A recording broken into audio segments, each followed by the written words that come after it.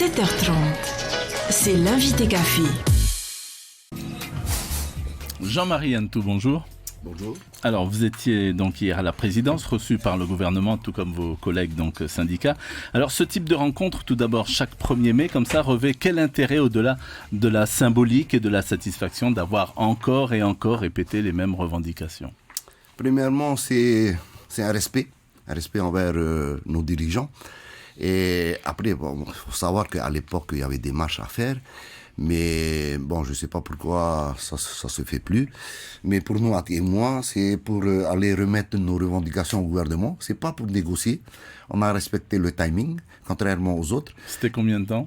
C'était 30 minutes. On a mis 20 minutes parce que c'est pas la peine de discuter trop longtemps parce qu'on n'est pas là pour négocier. Oui, vous savez qu'il n'en sortira rien. Voilà. Hein, on verra les prochaines rencontres. D'accord. Alors, prochaine rencontre, justement, c'est mardi, c'est ça? Pour nous, et moi, c'est mardi à 15h. À 15h. Vous rencontrez qui alors? Le président? Le président, le ministre du Travail, le ministre de la Fonction publique et le ministre dont dépend la CPS. D'accord. Alors là, vous allez entrer dans le vif du sujet. Vous allez étaler un peu plus vos revendications. Elles ont porté sur quoi, surtout, si on les reprenait?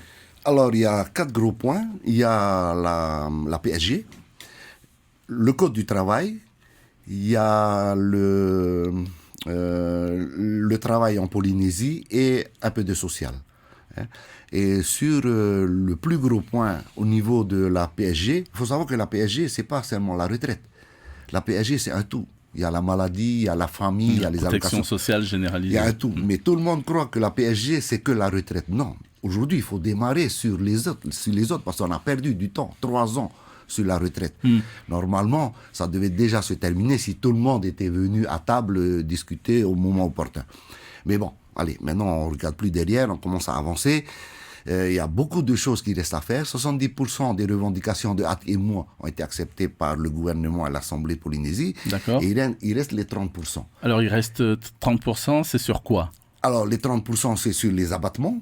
Parce que nous, on dit que celui qui part aujourd'hui à la retraite anticipée, non pas pour travaux pénibles, mais pour partir comme ça à 55 ans ou 53 ans, il faudra lui mettre quelque chose qu'il va comprendre, ce qui veut dire un gros abattement. Et par contre, pour celui qui est près de la retraite à 2 ans, 1 an, lui, il ne faut pas le sanctionner. Hein. C'est celui qui part, qui a 10 ans, qui reste, ou 15 ans. Hein. Il y a ça. Et surtout le et. Les 38 ans et 62 ans. Nous tous, on est tous tombés d'accord. Même le président du gouvernement était d'accord avec nous l'année dernière pour justement supprimer le et mettre le ou. Mais seulement, le problème, c'est qu'à l'Assemblée, ça s'est passé autrement. Hein. L'Assemblée a plus écouté les techniciens de la CPS et les techniciens du ministère de la Santé, plus que les salariés. Parce qu'avec ce « et-là », on est en train de remplir les poches de la CPS, mais vraiment mettre de l'argent de côté pour quoi faire après, je ne sais pas. Pour nous, c'est seulement avec le « ou », on peut payer les retraites. Avec le « ou », on peut payer. Ce n'est pas la peine de mettre des milliards de côté. Oui, parce que alors, vous, partir à la retraite à 62 ans, c'est votre position? Non, ce n'est pas notre position. Alors, c'est quoi votre position? Il faut se Pourquoi rappeler... 60 ans?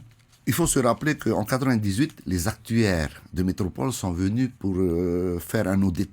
Et dès 98, ils nous ont dit, à tout le monde, il faut faire la réforme maintenant. Il ne faut pas trop attendre parce que la CPS est toujours en bonne santé. N'attendez pas que ça tombe. Mais les autres syndicats ont refusé. Ils ont dit non, tout va bien, on a des milliards de côté, tatati. Et aujourd'hui, voilà. Bon. Bref, pourquoi 60 ans? Parce qu'on n'a pas besoin de rallonger l'âge, on a juste à rallonger l'année de cotisation. 35, 38, ça suffit. On en a pour 15, 20 ans. Et après, il faudra réfléchir. Regardez en métropole. Ils n'ont pas rallongé, ils ont maintenu à 62, mais les 62 ans, ça fait 10 ans que ça date. Enfin, il y a tout un débat après pour faire bouger les lignes. Voilà, maintenant, le problème, le vrai problème, il faut le dire, le vrai problème, c'est entre nous, entre les organisations syndicales. On ne s'entend pas. Chacun veut tirer la couverture à... Pourquoi vous ne vous entendez pas? Eh ben, Il y a des gens qui veulent toujours être plus haut. Si ce n'est pas leur idée, mais ils essayent d'imposer. Non, pas d'imposer, mais de faire en sorte que les idées des autres ne soient pas prises en compte. Moi, je m'en fous. Prenez nos idées, ce sont des bonnes idées, prenez pour vous, mais que ça avance. Voilà. Alors donc, s'il n'y a pas d'unité, de toute façon, le gouvernement, il fera ce qu'il voudra.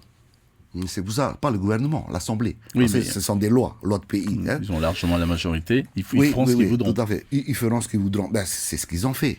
C'est ce qu'ils ont fait. Si on était d'accord il y a 3 ans à travailler ensemble, eh ben, ça ne serait pas passé comme ça.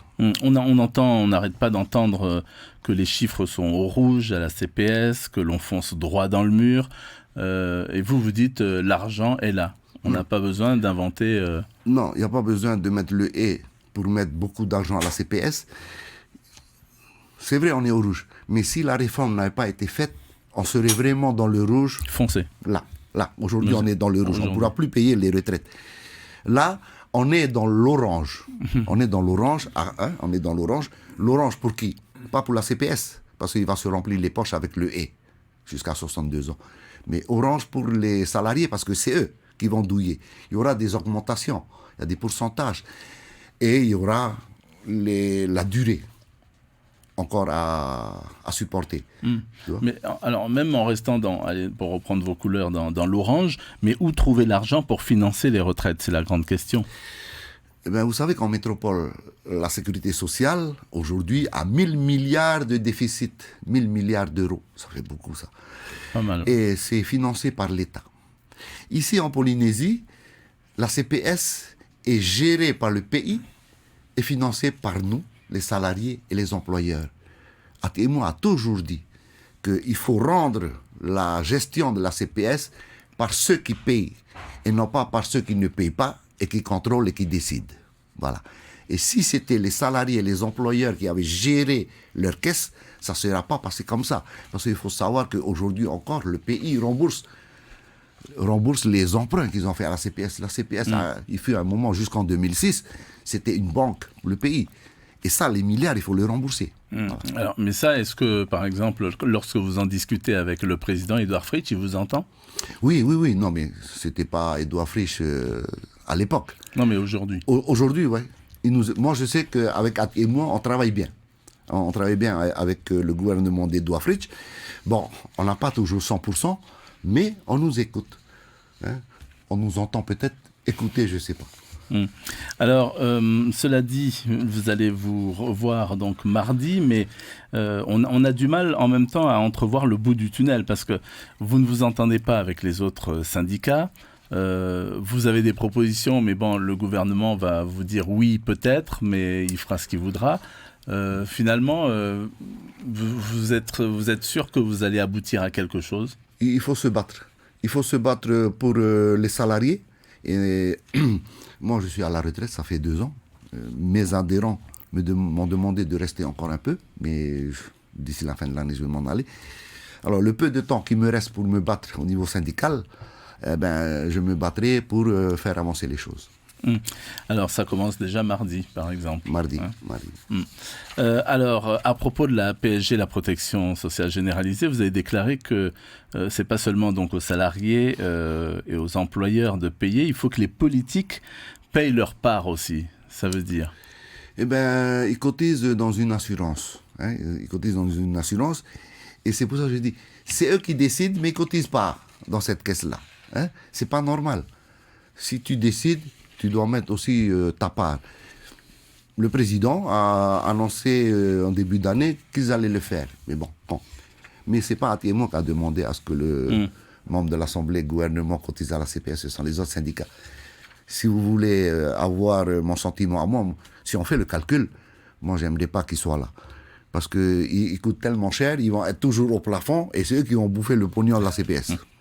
Le gouvernement, cela dit, a confirmé hier la revalorisation des salaires. Il l'avait annoncé, ça va se faire.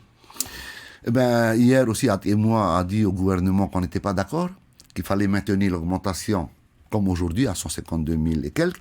Par contre, il faut réfléchir si on ne pouvait pas baisser certaines taxes, surtout sur les taxes de première nécessité, comme on dit entre parenthèses, le MA, sur le logement et tout ça.